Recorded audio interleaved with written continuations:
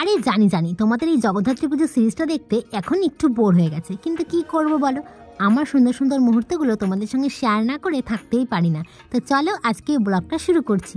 Hello, কেমন আছো সবাই? আশা করছি সবাই খুব ভালো আছো, আর আমিও খুব ভালো আছি। আজ হলো কৃষ্ণনগরে জগদ্ধাত্রী পুজো সেকেন্ড বিসর্জনের দিন। তো তোমরা তো দেখেইছিলে সকালবেলায় গেছিলাম বুড়িমা দেখতে, আর সন্ধ্যাবেলায় চলে এসেছি এখানে পোস্ট অফিস মোড়ে ঠাকুর দেখতে।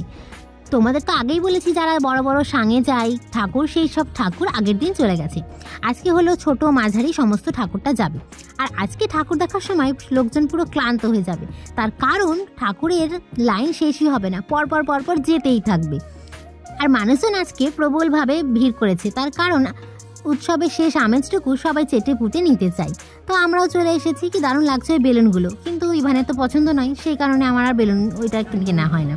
আর এই হলাম আমি, এখন ঠাকুর দেখছি। অঙ্কিতাকে বললাম একটু ভিডিও করে দে, আর আমি সকালবেলা ড্রেসটা পরেই চলে এসেছি। আরে আর কি আছে, বা একটু ঠাকুর দেখতেই তো যাচ্ছি। আর এই হলো আমার ইভান সোনা, একবার পাপার কোলে, একবার মামার কোলে, একবার দিয়ার কোলে, আর একবার মিমির কোলে। এই হচ্ছে তার কারবার। এত লোকজন দেখে সে তো একটুও নামবে না, একটুও হাঁটবেও না। অনেক বাচ্চা একটু মজা টজা করছে, কিন্তু ও একদমই করবে না। তো ঠিক আছে, অচেনা জায়গায় একটুখানি এরকম হতেই পারে। তো আমরা এখন একটু ঠাকুর দেখবো, তার ফাঁকে একটু পেট পুজো করে নেব।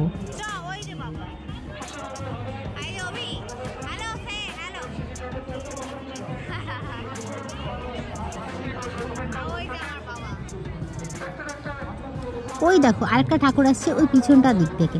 তো চলো বাবাকে বলে আমরা একটু পেট পুজো করে আসি। তো এখন চলে এসেছি একটু ফুচকা খেতে। অভিষেক বললো যাওয়ার আগে একবার দই ফুচকা খেয়ে যাব। আমরা কিন্তু নেক্সট মর্নিংয়ে আবার আসানসোল চলে আসবো, সেই কারণে বেশি খাওয়া দাওয়াও যাবে না। আর ইভান তো একটা ফুচকা পেয়ে মহা খুশি, ওর এইটুকু হলেই ও খুব খুশি হয়ে যায়। দেখো কেমন মজা করে খাচ্ছে। তো চলো তোমাদের একটু দই ফুচকাটা দেখায়, আমাদের এখানে দই ফুচকাটা কেমন হয়।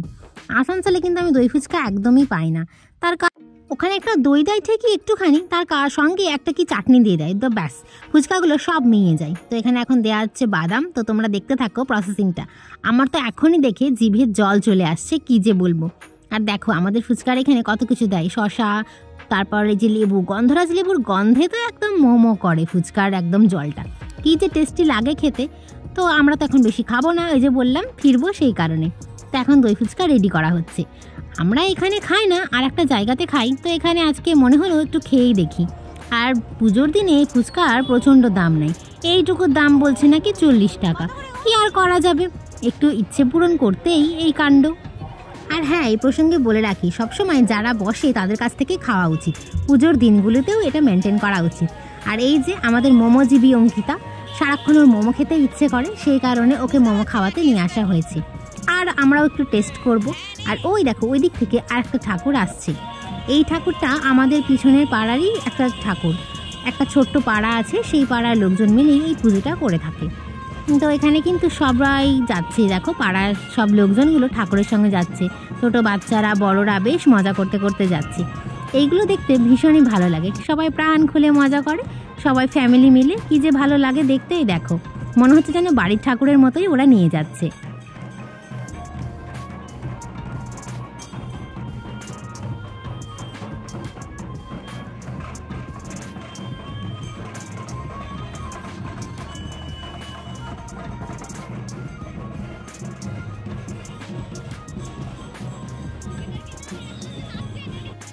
আর এইদিকে অভিষেক আর ইভান নাচ জুড়েছে, ওদের এই তাসার সঙ্গে নাচু করতে বেশ ভালো লাগছে।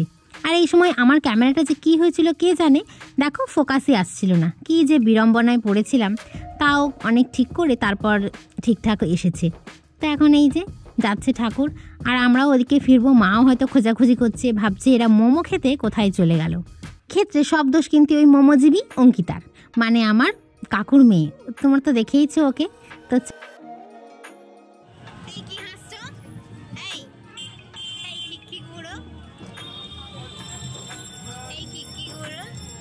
এখন অভিষেক আর আমি একটু টেস্ট করে নেবো। আর ইভান সোনা বাজনা দেখে তো খুব খুশি, ও নাচু করবে, বারবার পাপাকে বলছে। তো সবাই মিলে এই যে বেরিয়েছি, আনন্দ উপভোগটা করে নিচ্ছি। আবার কাল সকালে ফিরে যেতে হবে আসানসোল, কি আর করার আছে, এটাই তো জীবন। তো এই সবাই মিলে লাস্ট একটুখানি সবাই মজা করে নিচ্ছি। এবছরের মতো জগদ্ধাত্রী পুজো শেষ হয়ে গেল, পুজোর আমেজটাই শেষ হয়ে গেল। আর এখানে এই যে আমাদের স্যুপ খাওয়া চলছে, আর নাচু করছে ইভান।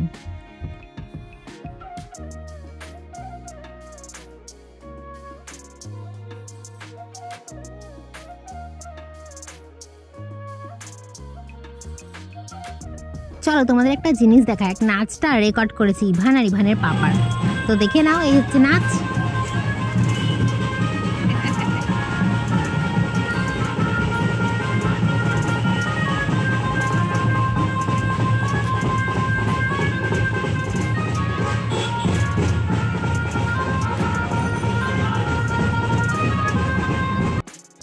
এই যে বলছিলাম পরপর ঠাকুর যাবে, একটা না যেতে যেতে আর একটা হাজির।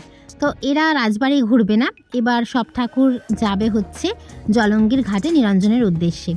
বড় বড় যে সমস্ত ঠাকুররা যারা রাজবাড়ি যাবে তাদের রাস্তাটা এবার একটু চেঞ্জ করে দিয়েছে, সেই কারণে এই দিক দিয়ে ওরা সোজা চলে যাবে জলঙ্গির ঘাটে। তো আমরাও একটু এনজয় করে নিই। দেখো সবাই টোটো করে বাড়ির লোকজন তাসা পার্টি নিয়ে কি সুন্দর যাচ্ছে। জগদ্ধাত্রী পুজোটাতে শুধু ক্লাবের তা নয়, কিন্তু এটা কিন্তু বাড়ির সমস্ত ফ্যামিলি নিয়ে এনজয় করার মতোই পুজো। ওই যে দেখো ঠাকুরটা কেমন করে ঘোরাচ্ছে। রাসের চাকা কিন্তু এরকমই হয়, এটাই বেশিরভাগ রাসের ক্ষেত্রে ইউজ করা হয়, আর কিছু কিছু বারোয়ারি এই লোহার চাকাগুলো ইউজ করে থাকে। আর এভাবেই মাকে চারিদিকে ঘোরাতে ঘোরাতে নিয়ে যায়, খুব ভালো লাগে দেখতে। আর ওই যে মা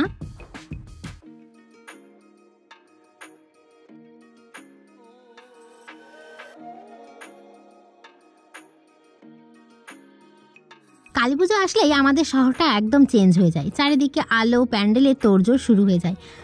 আর কালী পুজোর পরে ওই এক সপ্তাহ শহরের চেঞ্জটা যারা এখানে থাকে বা যারা ঠাকুর দেখতে আসে তারা না দেখলে বুঝতেই পারবে না। কোথা দিয়ে যে এত লাইট প্যান্ডেল এগুলো নিমেষের মধ্যে হয়ে যায় কেউ জানতেই পারে না। আবার বিসর্জনের সময় কখন যেগুলো সব খোলা হয়ে যায়, একদম রাস্তা ক্লিয়ার হয়ে যায়, সেটাও একদম পুরো ম্যাজিকের মতো। তো